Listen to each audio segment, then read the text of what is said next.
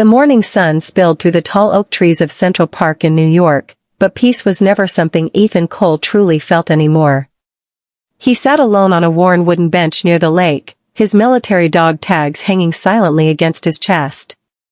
The city was awake, joggers on the paths, children laughing somewhere behind the trees, yet inside him there was an aching stillness, a loneliness that clung like frost to his soul. Ethan was a single dad veteran, a man who had survived war but couldn't escape memories of it. His wife died during childbirth, leaving him alone to raise their little daughter, Lily, who was now 8. She was the only soft corner left in his world, the reason he still breathed, still tried, still dragged himself through long days of struggle. But behind her smile, even she could feel that her father carried a weight no child could lift. He had taken her to the park that morning because she loved watching the ducks glide across the water, but he also needed somewhere far from noise, far from judgment, far from the constant reminder that he didn't quite fit anywhere anymore. Jobs came and went. Bills stacked. His heart felt like an unending battlefield. While Lily fed crumbs to the ducks, Ethan's eyes lifted toward 2 loud motorcycles rolling to a stop near the park's stone archway. The engines growled like thunder, and everyone nearby turned to look. 2 bikers, heavily built, covered in prison-style tattoos, took off their helmets. Their faces looked worn, broken, haunted. Not the loud kind of dangerous, but the silent, heavy kind, like men carrying their final shadows. Something about them made Ethan look twice. They weren't swaggering or loud like most bikers. Their eyes held sadness, deep, burned in sorrow. One of them, tall and tired-looking, had a faint limp. The other carried a folded piece of paper in his jacket like it was the last thing keeping him alive. They didn't look like men arriving. They looked like men ending something. Lily tugged at Ethan's sleeve, whispering, "Daddy, why do they look so sad?" He had no answer. But a chill ran through him.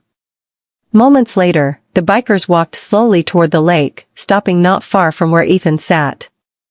Their boots were heavy, their breathing unsteady, like every step carried regret. Ethan noticed the trembling in the one holding the paper, and the other's red, sleepless eyes. Something cracked in his chest, a soldier's instinct. These were not strangers. These were souls on the edge of a final choice. He stood up, his voice gentle but direct. "Hey, you two all right?" The taller one looked at him, startled, almost guilty, as if he hadn't expected anyone to see him at all. The other swallowed hard. "We just came to do something before it's too late." The wind blew across the lake, lifting fallen leaves in a lonely whisper. Ethan felt it in his bones. These men were not here to live today. They were here to say goodbye. Ethan's heartbeat grew heavier as the 2 bikers exchanged a look, the kind of silent agreement soldiers make before the last step of a mission. Lily stood close to her father now, sensing something deeper than her young mind could name. The taller biker finally spoke. "My name's Logan Hayes, and this is my brother, Caleb," he said quietly. "We're not here to cause trouble. We're just here to finish something we should have done a long time ago." Their voices carried the weight of unfinished chapters, men worn by guilt more than pain. Ethan motioned Lily to sit on the bench and then stepped closer. "You sound like men ready to leave something behind," he said slowly. "Or leave, altogether." Caleb's eyes dropped. His fingers tightened around the folded paper. "This is a letter," he said in a shaky breath. "We were supposed to give it to someone years ago. But we were too ashamed. Then we got locked up." He paused. "By the time we got out, she was gone." Ethan listened without judgment, something rare in this world, and these brothers felt it. Caleb continued, voice cracking. "We got parole 2 months ago. We were in prison 12 years. And today is the first and last day we're allowed outside state lines. We wanted to stand where she once stood, and finish the promise we broke." Logan looked toward the lake as if he were seeing ghosts in the reflection. "She was the only person who believed we could be better. The only light we had before we ruined everything."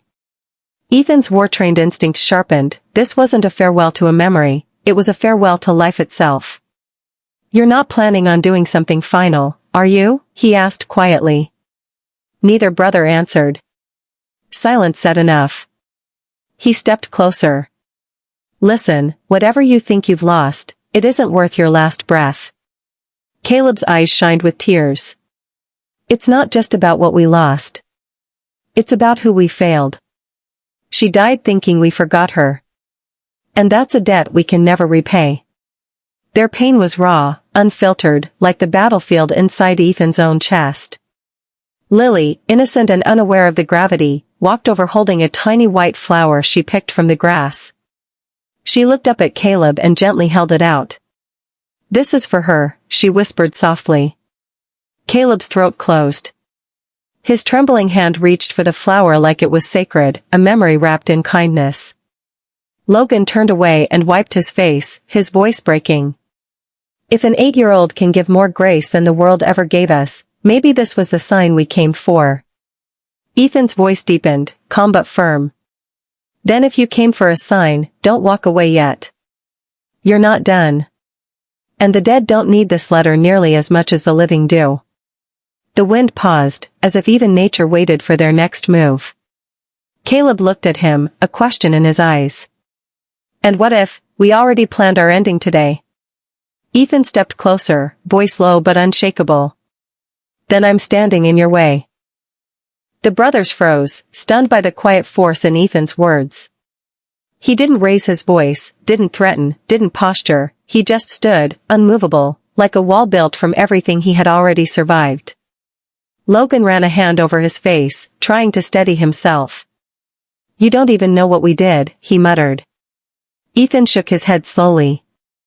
I don't need the details of your prison sentence to know you're still breathing, which means you're not past saving. You're just past hope. Caleb swallowed hard. His voice dropped to a whisper. She was our foster sister, the only one who treated us like family. We promised her, on the steps of a shelter in Chicago, that we'd come back for her once we turned our lives around. His breathing broke. But we never came back. We got dragged into a gang, then prison. She waited 5 years. Then she died in a hospital, alone. Still believing we were coming. The weight of the confession hung heavy in the park air. Logan kicked at the gravel, jaw clenched. She died believing in lies we told her, that we were better than the streets. She died thinking we abandoned her like everyone else did. Ethan's chest tightened, because now their pain wasn't just visible, it was familiar. Her name was Hannah Rivers, Caleb said quietly. She used to write letters to us every month. We never read them. We were too deep in the mess to face them. He opened the folded paper, its edges yellow, corners soft with time, a final message Hannah had written to them, not from them. Logan's voice cracked. She called us her brothers. Said she knew her miracle would come someday, that we were meant to find a way back to her. But she died before they ever returned. Lily stood closer to her father now, sensing the grief thickening like evening fog. Ethan looked at them, and suddenly, he wasn't seeing them. He was seeing himself, years ago, standing over a grave he couldn't forgive himself for, a soldier who lost someone he promised to protect. That buried wound tore open. He took a slow breath. You think your story ended with her death, he said softly, but maybe, it wasn't the end. Maybe it was the mission she left behind. Logan looked up, confused. A mission? Ethan nodded. You don't repay the dead by following them. You repay them by finishing the good they started, by becoming the men they believed you could be. Caleb looked away, tears sliding unchecked. And what if we're too broken to become those men, he whispered. Ethan stepped closer, voice deep, steady, scarred but strong. Then let someone teach you how to stand again. The brothers stared at him, two men who had expected silence from the world but found a stranger offering them a doorway instead. What are you saying? Logan asked. Ethan didn't hesitate.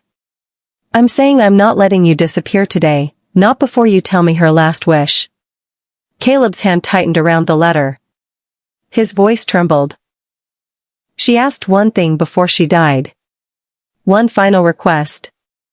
He looked up, eyes shining. And it wasn't for us. Caleb's voice wavered as he held the letter to his chest, as if it were the last fragile piece of his heart. She said, if we ever came back to our senses, if we ever walked free again, we should find someone who still had goodness left in him, someone who lived the way she wished we would someday live. He looked at Ethan with shaking breath. And she wanted us to give him her final request. Ethan frowned softly. Her final request? Logan nodded. She didn't want flowers at her grave. She didn't want forgiveness. She wanted her brothers to give her hope to someone else, someone still fighting. Caleb unfolded the paper fully now, his hands trembling like a confession. She wrote, if you can't become light, then place my light into someone who can still carry it. Someone who hasn't given up. Logan looked away, overcome. We weren't that someone, and we knew it. Not then. Caleb slowly extended the letter toward Ethan. And today, we knew we were coming here to die. But your daughter's kindness, your voice, your strength, it was like she was still speaking through you. So maybe you're the one she meant. Ethan didn't take the letter immediately. His breath thinned. He hadn't been called light in years. Not since before the war. Not since before he buried every piece of warmth he once carried. Why me? He whispered. Caleb's answer was soft, battered, honest. Because broken people recognize other broken people, and still choose kindness. That sentence hit him like a silent thunder. For the first time in years, Ethan felt tears rise, not from pain, but from being seen. He took the letter at last. Logan's voice was weak, almost a surrender. We were going to end everything today after delivering it. But if she wanted to pass her light into someone worthy, maybe we're not supposed to disappear yet. Ethan stepped closer. You're not supposed to disappear at all. Your story doesn't end here, it begins here. You don't repay someone's belief by dying. You repay it by becoming the reason someone else learns to live. The words fell into them like dawn after a winter night. Lily looked up innocently. Then maybe, she's happy you're still here. Logan broke first, shoulders shaking, hands on his face. Caleb leaned into him, two grown men collapsing under the weight of a mercy they never expected. No more farewell. No final step. No cliff to fall from. Only a second chance, one they never believed they deserved. Ethan placed a hand on each of their shoulders. You don't honor her memory by leaving the world. You honor it by changing in it. For the first time, both men nodded, not as prisoners, not as ghosts, but as brothers with breath still worth carrying. And somewhere beyond the clouds, in a place grief couldn't reach, Hannah's last wish had finally found its way home. As the scene faded into a quiet sunset over Central Park, the reflection of the water no longer felt like goodbye. It felt like beginning. Dear viewers, if you felt the weight of this story, if it touched your heart even a little, backhand index pointing down, I humbly request. Speech balloon, please comment below, tell us which moment moved you most.